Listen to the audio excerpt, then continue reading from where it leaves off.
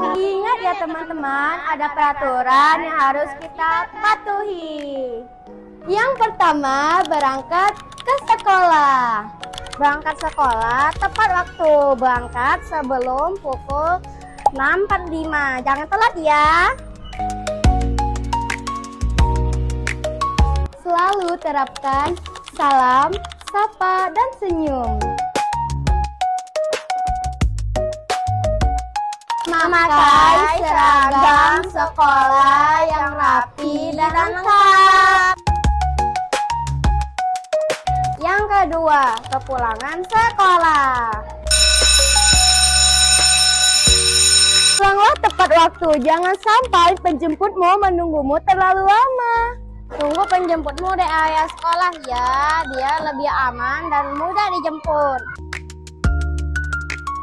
Jangan bermain di depan area sekolah ya, karena banyak kendaraan yang lalu lalang.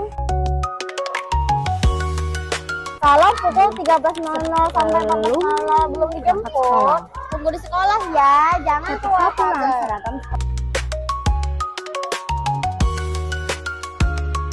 Ketika pulang, seragam harus tetap rapi ya, seperti sebelum berangkat sekolah. Pakai kaos kaki dan sepatu. Oke teman-teman, sampai jumpa di video selanjutnya teman-teman.